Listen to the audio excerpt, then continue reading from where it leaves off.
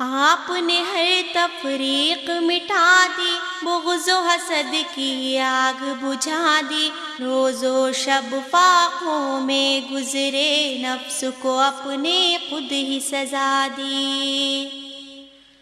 آپ نے درس وحدت دے کر،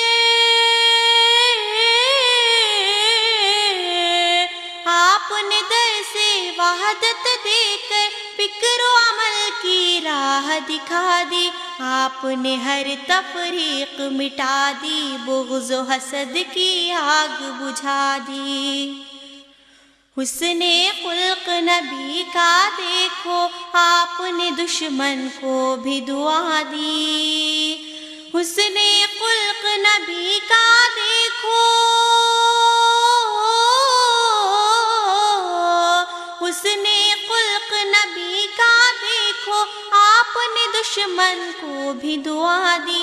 آپ نے ہر تفریق مٹا دی، بغض و حسد کی آگ بجھا دی۔ اپنا فرض نبھایا ہر دم، دین کی ایک دنیا ہی بسا دی۔ اپنا فرض نبھایا ہر دم، اپنا فرض نبھایا ہر دم۔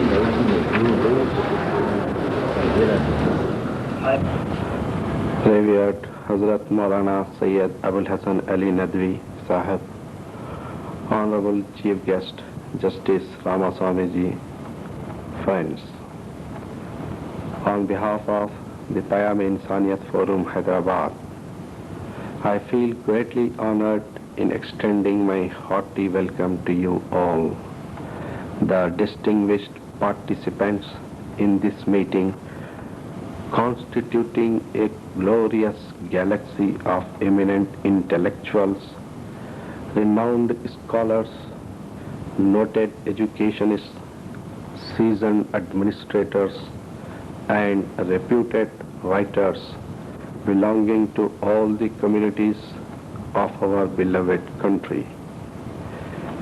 This is indeed a fine example of unity in diversity, symbolizing particularly the harmonious culture of Hyderabad Bhagyanagar right from the times of the founding of this city by the rulers of Qutub Shahi dynasty.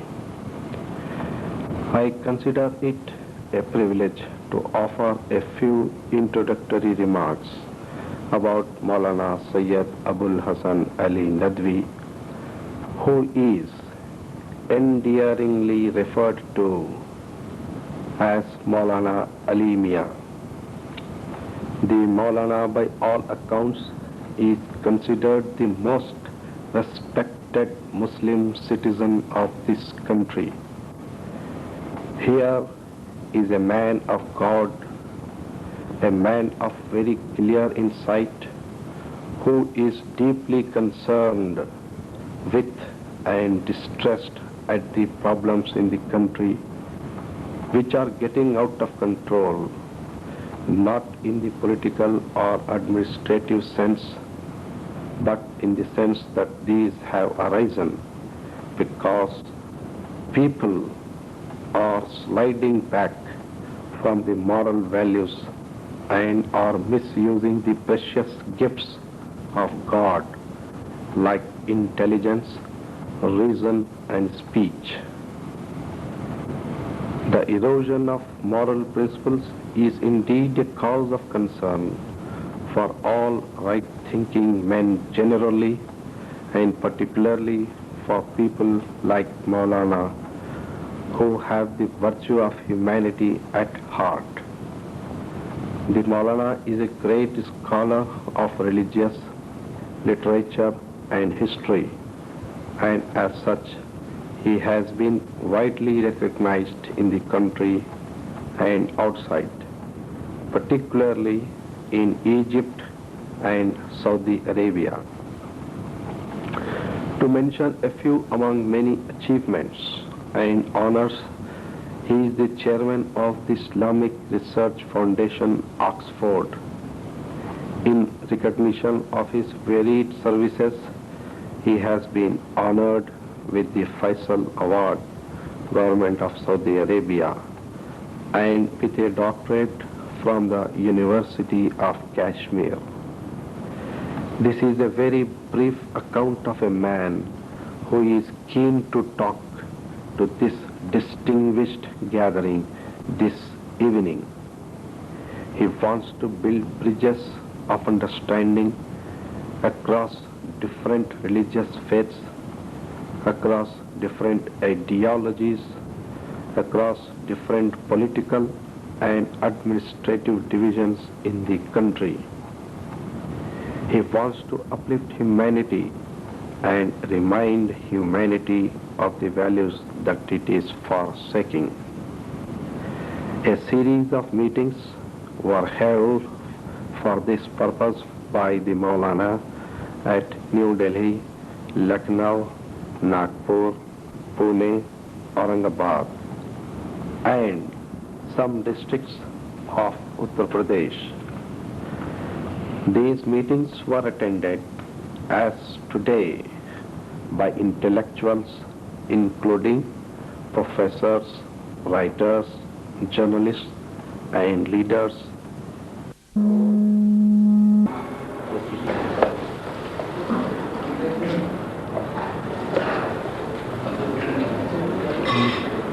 اور بہت رحم کرنے والا ہے.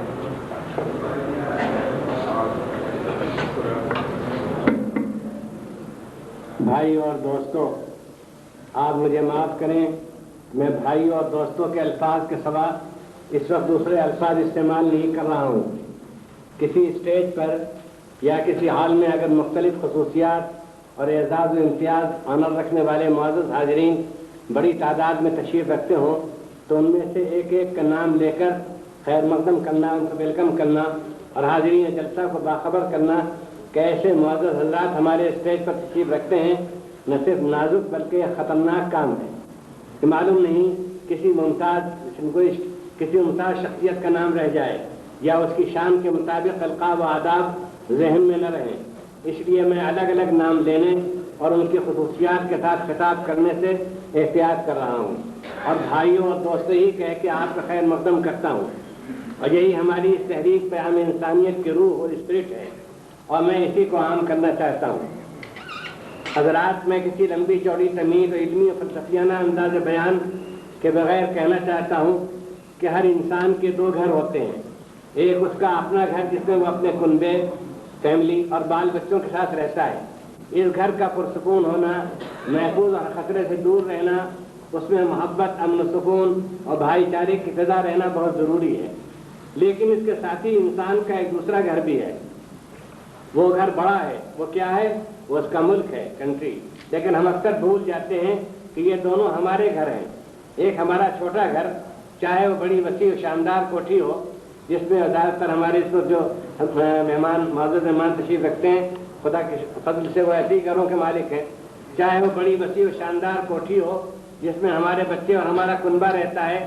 دوسرا بڑا گھر جو ہمارے چھوٹے گھر جیسے بے شمار گھروں سے مل کر بنا ہے، جس میں ہمارے بھائی بہن اور اہل وطن رہتے ہیں. ہم جس طرح اپنے چھوٹے سے خاندان کے فرد ہیں، اسی طرح ہم اس بڑے کنبے، سوسائٹی، معاشرہ یا سماج اور ملک کی آبادی کے بھی ایک فرد ہیں. ہماری نظروں سے یہ حقیقت اکثر اوجھل ہو جاتی ہے کہ ایک گھر کی قسمت دوسرے گھر سے وابستہ ہے، اٹیچڈ ہے. معاف کیجیے گا، بڑے گھر، ملک کی قسمت آپ کے گھر سے اتنی وابستہ نہیں ہے جتنی آپ کے گھر کی قسمت اس بڑے گھر ملک سے وابستہ ہے. اگر وہ گھر پر امن اور پرسکون شانت ہے، اگر وہ گھر محفوظ ہے، اگر اس گھر میں محبت کا دور دورہ ہے، اگر اس گھر کا ہر فرد دوسرے فرد کا حق پہچانتا ہے، اس کو اس کی جان پیاری ہے، وہ ہر انسان کو اپنا بھائی سمجھتا ہے، اس کا اپنے اوپر حق مانتا ہے، اس کی جان کی، اس کے مال کی، اس کی عزت و آبرو کی حفاظت کرنا اپنا فرض سمجھتا ہے، تو وہ گھر خوش نصیب ہے. وہاں جینے اور رہنے کا مزہ ہے اور وہ گھر خطرے سے محفوظ ہے. جب تک ہم اس بڑے گھر، اپنے ملک اور دیش کو اپنا گھر نہ سمجھیں گے، اس گھر کی فکر نہ کریں گے، اس گھر میں امن کا دور دورہ اور محبت و باہمی اعتماد کی فضا نہ ہوگی، اس کی ہر چیز ہم کو پیاری نہ معلوم ہوگی، اس وقت تک اس چھوٹے گھر کا کوئی ٹھکانہ نہیں، اس کی بقا اور حفاظت کی کوئی ضمانت نہیں، کوئی گارنٹی نہیں، لیکن یہ بدیہی اور واضح حقیقت اکثر ہمارے ذہن سے نکل جاتی ہے۔ اپنے ذاتی گھر کی فکر، اس کی محبت، اس سے بڑے گھر دیش اور ملک کے مقابلے میں بچوں کا گھروندا یا گڑیوں گڈوں کا محل کہنا غلط نہ ہوگا، مجھے معاف کیا جائے۔ ہم اپنی دنیا سمجھنے لگتے ہیں، اپنی زندگی اور اپنی فکر دلچسپی کو اس گھر کی چہار دیواری میں محدود سمجھ لیتے اور اپنی قسمت کو اپنے کنبے اور خاندان کے افراد سے وابستہ کر دیتے ہیں اور بڑے گھر کی طرف سے بالکل آنکھیں بند کر لیتے ہیں۔ یہ حقیقت ہمارے ذہنوں سے نکل جاتی ہے کہ جب باہر زور کی آندھیاں اور ہواؤں کے جھکڑ چل رہے ہوں، باہر آگ لگی ہو اور وہ آگ بڑھتی چلی آ رہی ہو، ہماری بستی سیلاب کی زد میں ہو یا زلزلے کے پرزور جھٹکے آ رہے ہوں، تو کوئی ایک گھر بھی اس بنیاد پر محفوظ نہیں رہ سکتا کہ وہ بڑی مضبوط گہری بنیادوں کو اٹھایا گیا ہے اور انجینئرنگ اور فن تعمیر آرکیٹیکچر کے اعلیٰ اصولوں پر اس کی تعمیر ہوئی تھی، اور وہ نہایت مضبوط آہنی پھاٹک رکھتا ہے جس سے اگر شیر اور ہاتھی بھی سر ٹکرائے تو کچھ بگاڑ نہیں سکتا، اور سمیت پوائزن پیدا ہو جاتا ہے، سمیت پیدا ہو جاتی ہے۔ تو بڑے سے بڑا صاف ستھرا گھر اور بعض اوقات صحت و بیماریوں سے حفاظت کے مرکز، سینیٹوریم اور ہاسپٹل، اسپتال، دواخانے بھی محفوظ نہیں رہتے۔ آپ ہزار اپنے گھر کا دروازہ بند کر لیں، دروازوں پر تالے ڈال لیں اور اوپر سے شامیانہ بھی لگا دیں اور سب کو تاکید کر دیں کہ خبردار کوئی گھر سے باہر قدم نہ نکالے، یہ سب انتظامات بھی کام نہ دیں گے جب تک کہ باہر کی پوری فضا آپ کے گھر سے تعاون، کوآپریشن نہ کر رہی ہو، آپ کے گھر کی فضا کے لیے سازگار نہ ہو، اس وقت تک وہ محفوظ نہیں کہا جا سکتا۔ میں اس کی چھوٹی سی مثال دیتا ہوں۔ گرمی کا سب زمانہ ہے، اتفاق سے یہ سردی کا زمانہ ہے، شاید آپ نہیں نکلیں گے تب بھی ایئر کنڈیشن زیادہ دیر تک آپ کا ساتھ نہیں دے گا۔ فضا کی گرمی اس کا موٹر جلا کر رکھ دے گی یا اس کے ٹھنڈا کرنے کی صلاحیت کو رستے پر دم توڑ دے گی۔ کام کرنے والی چیز قانون قدرت ہے، نیچر اللہ۔ مستقل طور پر ساتھ دینے والی چیز باہر کی کائنات، یونیورس اور ماحول ہے، ایٹماسفیئر۔ آسمانی کتابیں بھی یہی تعلیم دیتی ہیں۔ قرآن شریف کی آیت ہے وَاتَّقُوا فِتْنَةً لَا تُصِيبَنَّ الَّذِينَ ظَلَمُوا مِنكُمْ خَاصَّةً وَاعْلَمُوا أَنَّ اللَّهَ شَدِيدُ الْعِقَابِ۔ مولانا آزاد ترجمہ کرتے ہیں اس کا، اور اس فتنے سے بچتے رہو جو اگر اٹھا تو اس کی زد صرف انہی پر نہیں پڑے گی جو تم میں ظلم کرنے والے ہیں، بلکہ سبھی اس کی لپیٹ میں آ جائیں گے۔ اور جان لو کہ اللہ بدعملیوں کی سزا دینے میں سخت ہے۔ کسی معاشرے یا ماحول میں بے راہ روی، اصول اخلاق سے تشویشی، نفس اور دولت پرستی، ظلم و سفاکی کا نتیجہ اسی فرد، انڈیویجول یا افراد تک محدود نہیں رہتا جو اس کا مرتکب ہوتا ہے، بلکہ اس کا اثر پورے معاشرے اور ماحول پر پڑتا ہے، اور وہ پورا معاشرہ، سوسائٹی، سماج اور ماحول، ایٹماسفیئر جس نے اس کو روکنے کی کوشش نہیں کی، اس سے آنکھیں بند کر لی، اس کی گرفت میں آ جاتا ہے۔ تاریخ بھی بتاتی ہے کہ دنیا میں کئی ایسی مستحکم سلطنتیں، امپائر اور ترقی یافتہ تہذیبیں، سویلائزیشن گزری ہیں جن کا دنیا میں توتی بولتا اور ڈنکا بجتا تھا، لیکن ان میں مرور زمانہ سے ذہنی انتشار، اخلاقی زوال و انحطاط رونما ہوا۔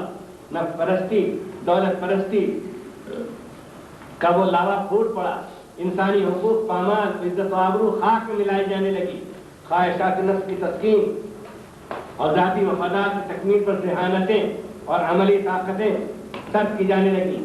مذہبی تعلیمات اخلاقی قدروں سے بالکل آنکھیں بند کر لی گئیں، بلکہ ان کا مذاق اڑایا جانے لگا۔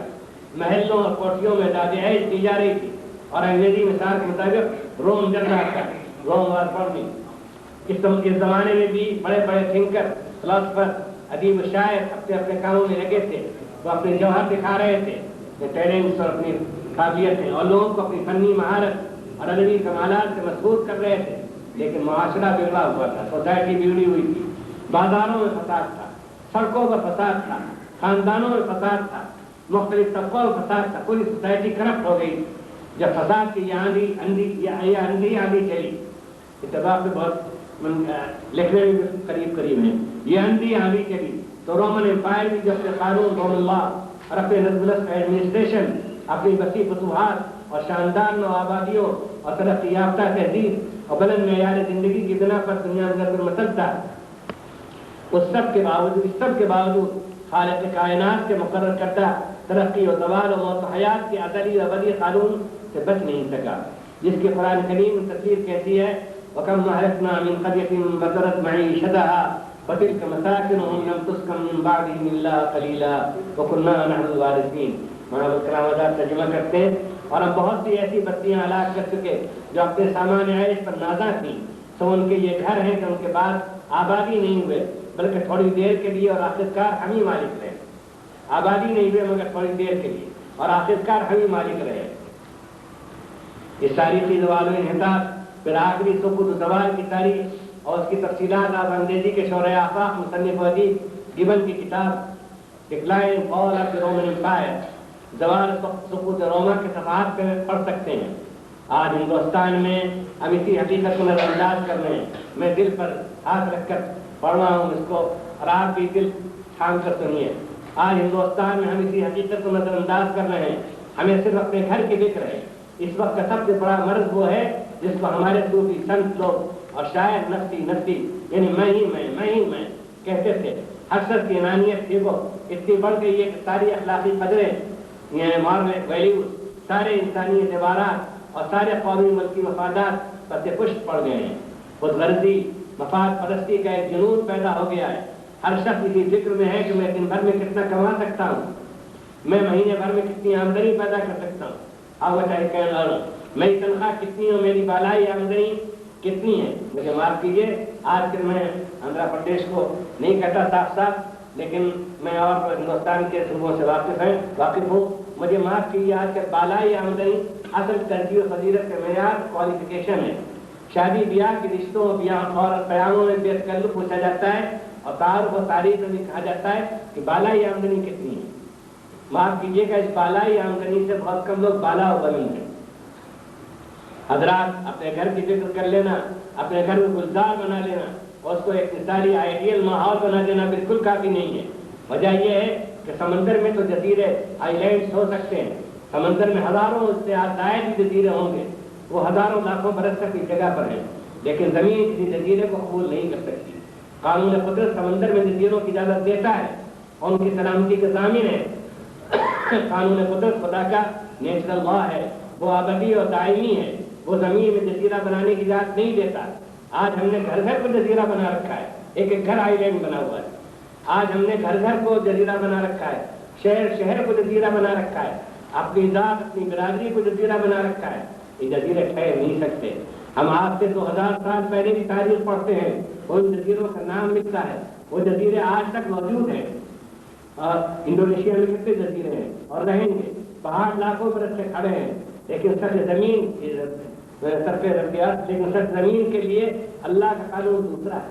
وہاں اپنی الگ دنیا نہیں بتائی جا سکتی، وہاں کے ہر خطے کا متاثر اور مؤثر ہونا قانون قدرت ہے۔ اس پوری سطح زمین کے لیے خدا کا حکم، مذہب کی تعلیم اور قانون فطرت نیچر اللہ یہ ہے کہ مل جل کر رہا جائے۔ انسانیت ایک زنجیر مسلسل ہے جس کی ہر کڑی دوسری کڑی سے پیوست ہے، ہر ایک کی خدمت دوسرے سے وابستہ ہے، یہاں ہر ایک ہی وقت میں سائل اور رسول ہے، یعنی مانگتا بھی ہے اور دیتا بھی ہے۔ ہم میں سے ہر شخص دوسرے کا محتاج ہے، کبھی مانگتا ہے، کبھی یہ پارٹ ادا کرتا ہے، اور کبھی دیتا ہے دوسرے کو، یہ پارٹ بھی ادا کرتا ہے۔ ایک وقت میں سائل اور رسول ہے، ہر ایک محتاج اور محتاج ہے۔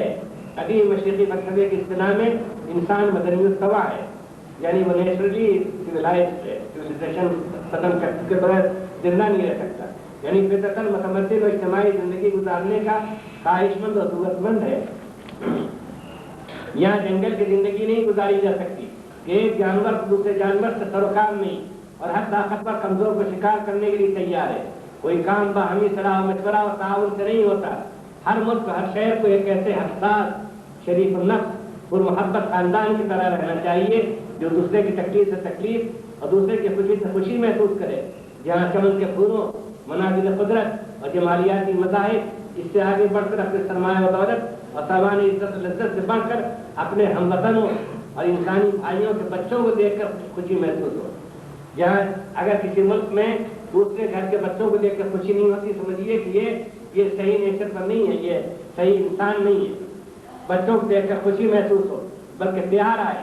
میں نے ایک پریس کانفرنس میں کہا تھا، ناگپور میں جہاں ہمارے فاروق صاحب جہاں کے، میں نے ایک پریس کانفرنس میں کہا تھا کہ اس ملک کے متعلق آپ کا کیا خیال غالب ہو تمہارے انہیں کل انقلاب کیا پیش آئے، کل امن و امان کی حالت کیا ہوگی، کوئی طوفانی جھٹکا ایسا چلے کہ یہ کلیاں پھول بننے سے پہلے مسل لی جائیں، اور کہنے والا حضرت سے کہے حسرت ان گنچوں کے ہے جو ابھی کھلے مرجھا گئے، حسرت ان گنچوں کے ہے جو ابھی کھلے مرجھا گئے۔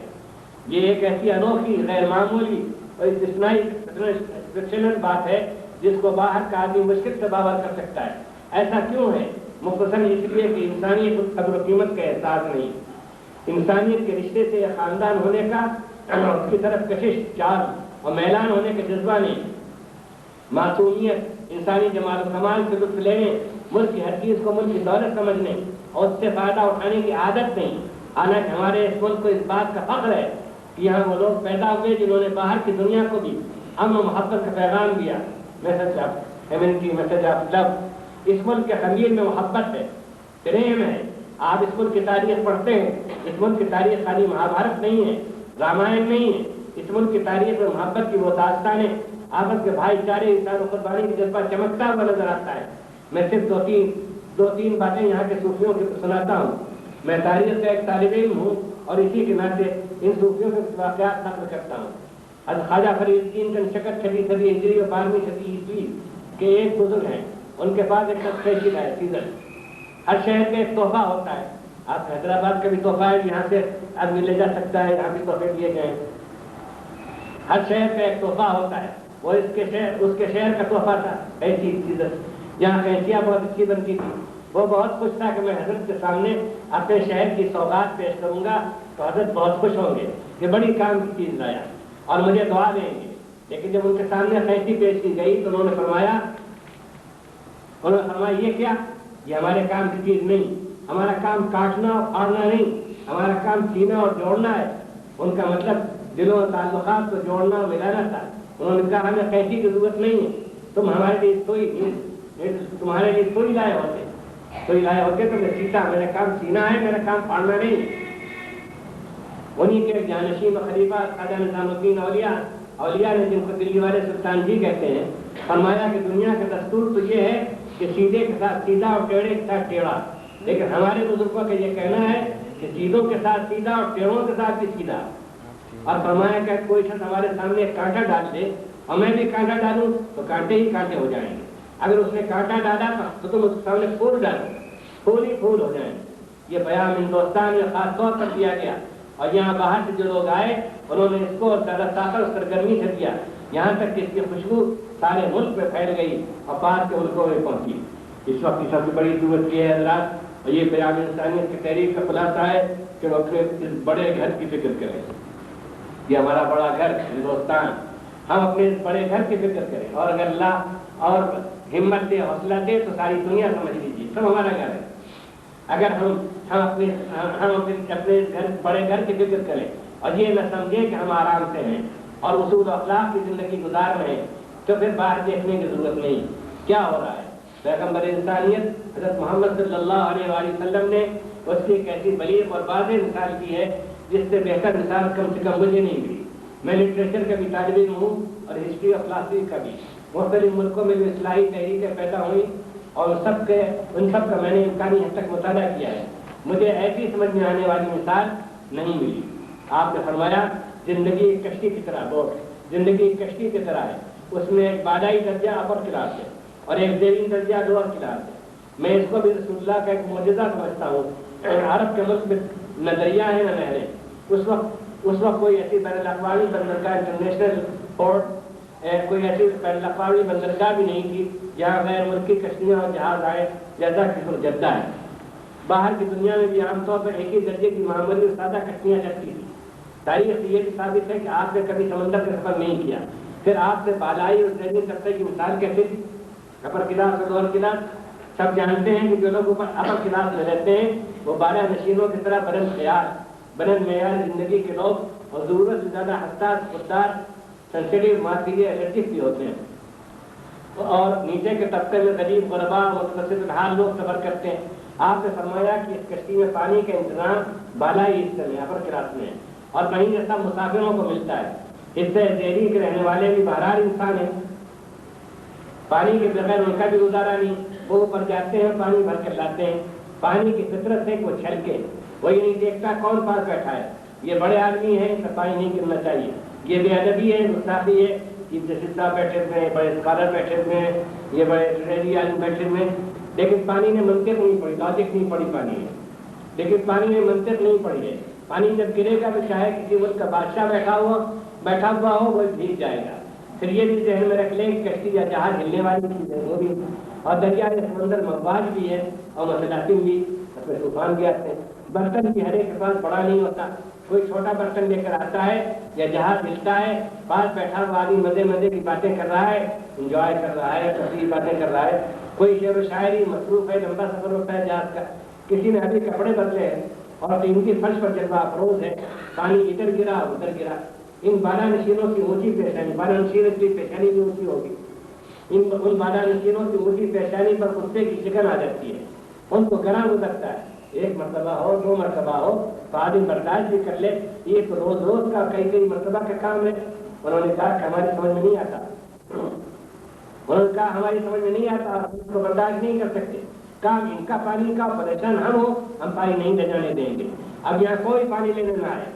انسٹرکشن نیچے کے درجے والوں نے یہ سنا تو کہا کہ پانی کے بغیر تو گزارا ہے, اگر آپ ہمیں اوپر نہیں آنے دیتے تو آپ آرام سے بیٹھیے, خدا مبارک کرے. ہم نیچے ہی کشتی میں سوراخ کر لیتے ہیں, وہاں اور نیچے ہی کشتی میں سوراخ کر لیتے ہیں, وہیں بیٹھے ہی بیٹھے پانی بھر لیا کریں. رسول اللہ صلی اللہ علیہ وسلم فرماتے ہیں کہ اگر اللہ نے ان کو عقل دی ہے, 12 نشینوں کو, اوپر رہنے والوں کو, اور ان کی شامت نہیں آئی ہے تو ان کی خوشامد کر لیں گے کہ خدا کے لیے ہمیں معاف کرو, ہم سے غلطی ہوئی, تم کشتی میں سوراخ نہ کرو. اس لیے اگر کشتی میں سوراخ ہوا تو نہ ہم بچیں گے نہ تم بچو گے. آپ کا مطلب یہ ہے کہ دنیا کے سارے انسان ایک ملک کے رسنے والے, ایک معاشرے کے افراد, ہاں ان میں نسل و نسب, ان کی حیثیت, اقتصادی حالت اور دماغی حصہ کے لحاظ سے کتنا ہی فرق ہو, ایک کشتی کے مسافر ہیں. ہمارے یہاں اردو میں مطلب یہ بھائی ہم سب ایک جہاز کے مسافر ہیں, ایک کشتی کے مسافر ہیں.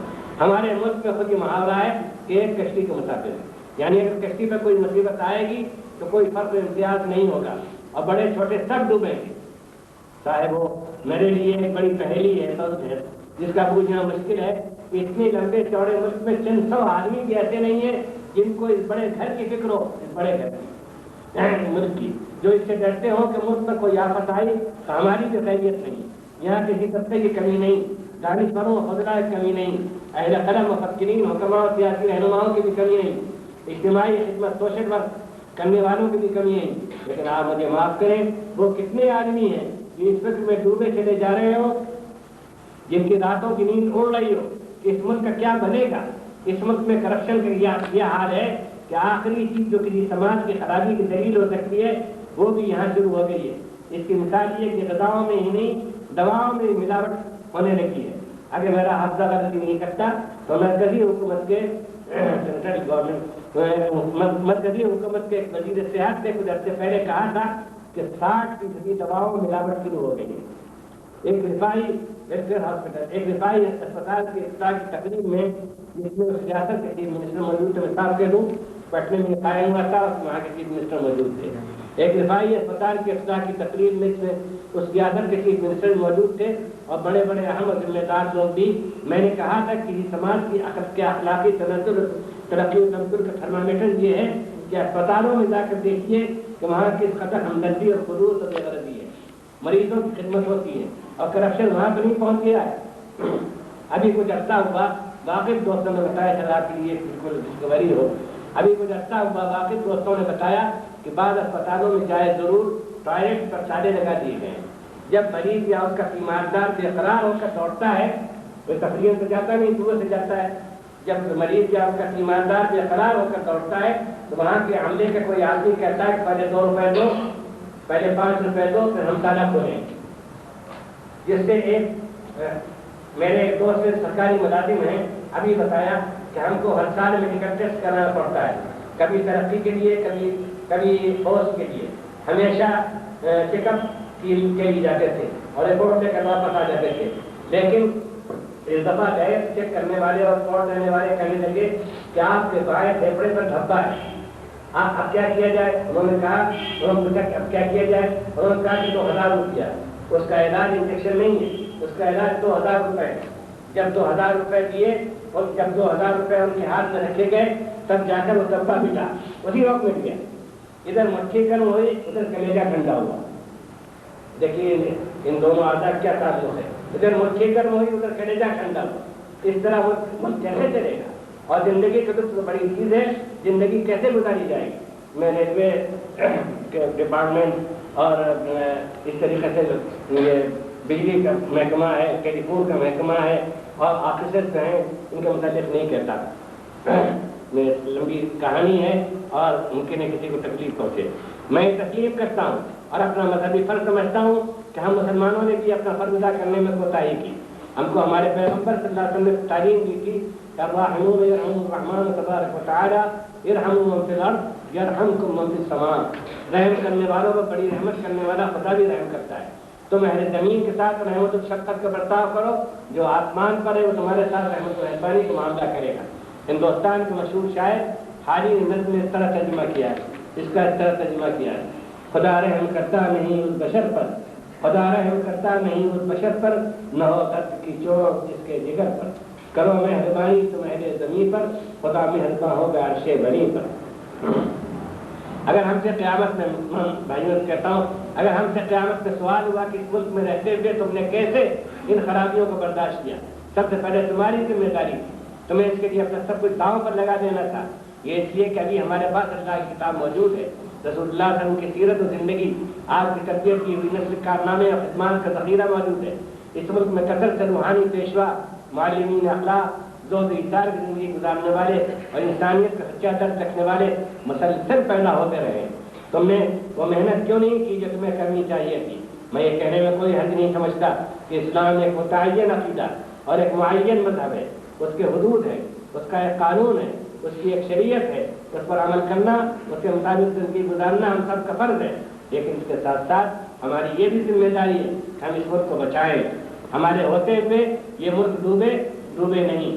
ہم اگر کسی کشتی پر سوار ہے تو اس کشتی کو نہیں ڈوبنا چاہیے. یہ ہماری اور آپ سب کی ذمہ داری ہے اور قیامت میں ہم سے اس کا سوال ہوگا. آخر میں صفائی سے کہتا ہوں کہ ملک سو گیا ہے، مرا نہیں ہے. سویا ہوا شخص 100 بار جگایا جا سکتا ہے، مرا ہوا ایک بار بھی زندہ نہیں کیا جا سکتا. دنیا کی تاریخ بتاتی ہے کہ ممالک، معاشرے، سوسائٹیز، تہذیبیں، سویلائزیشن، ماحول، ایٹماسفیئر ہزاروں بار سوئے، ہزاروں بار جاگے. تاریخ یہ بتاتی ہے سونا عیب نہیں، سونا زندگی کی ضرورت اور علامت ہے. لیکن سونے کی ایک حد ہوتی ہے. رات بھر سوئیے، دن میں بھی سو لیجیے، لیکن سوتے ہی رہیے اس کی اجازت نہیں. خاص طور پر ایک ایسے زمانے میں جب زندگی کی دوڑ ریس بہت بڑھ گئی ہے، ریس بہت تیز ہو گئی ہے اور اب بہت بڑا مقابلہ درپیش ہے. اس وقت ساری دنیا میں ایک مقابلہ ہے، کمپٹیشن ہے. یہ مقابلہ خالی اقتصادیات، فائنینس، اکنامکس وغیرہ کا، تجارت کا، اقتصادیات کا، سیاسیات کا، فوجی طاقتوں کا نہیں، مارشل پاور کا نہیں. مقابلہ اخلاقی بھی ہے، مہارت اور اصولی بھی. اس وقت ہمارے ملک کو اپنی اخلاقیات کی فکر ہونی چاہیے اور معاشرے کو بھی نمونے کا اور معیاری بنانا چاہیے. ہماری پیام انسانیت کی یہ تحریک نقار خانے میں ٹوٹی کی آواز کہی جا سکتی ہے. یہ میں حیدرآباد میں بول رہا ہوں، سمجھتا ہوں کہ سب بھائی اس کو سمجھتے ہوں گے، بلکہ اس کا لطف بھی اٹھائیں گے. ہماری پیام انسانیت کی یہ تحریک نقار خانے میں ٹوٹی کی آواز کہی جا سکتی ہے. لوگ کہتے ہیں، بعض بتانے دیتے ہیں کہ نقار خانے میں ٹوٹی کی آواز سے کیا فائدہ. ہماری تحریک نقار خانے میں ٹوٹی کی آواز کہی جا سکتی ہے، لیکن اگر ٹوٹی کو کسی نے بھی نہیں سنا، جب بھی وہ کم سے کم خدا کے سامنے گواہی دے گا کہ میں نے آواز لگائی تھی. لیکن ٹوٹی کی آواز سنی جاتی ہے. میں تاریخ آسمانی کتابوں کا، تاریخ کا ایک طالب ہونے کے ساتھ کہ اس پر کام کرنے کی وجہ سے پورے اعتماد سے، پورے کانفیڈنس سے کہتا ہوں، لیکن طوطی کی آواز سنی جاتی ہے. ہمیں تاریخ بتاتی ہے کہ نقار خانوں کو بھی کبھی کبھی طوطی کی آواز کو سننا اور پر دھیان دینا پڑا ہے. ساری تاریخ نقار خانوں کے گھنگرج اور طوطی کی نحیف آواز کی تاریخ سے لگی ہوئی ہے، اور اس بات کی شہادتیں موجود ہیں کہ طوطی کی آواز کو کبھی بہروں نے بھی سنا اور نقار خانوں نے بھی اس کی رسید کی، ایکنالج کیا نقار خانوں نے بھی، اور وہ آواز کچھ جسن صدا بصیرہ نہیں ثابت ہوئی. اسی توقع پر ہم مختلف مقامات پہ جلسے کرتے ہیں. یہاں بھی آئے ہیں، شاید ان کو ٹھیک کہا ہے، جلانے والے جلاتے ہی ہیں، چراغ آخر جلانے والے جلاتے ہی ہیں چراغ آخر، یہ کیا کہا کہ ہوا تیز ہے زمانے کی؟ جلانے والے جلاتے ہی ہیں چراغ آخر، یہ کیا کہا کہ ہوا تیز ہے زمانے کی؟ ہوا کرے ہوا تیز زمانے کی، ہم چراغ جلائیں.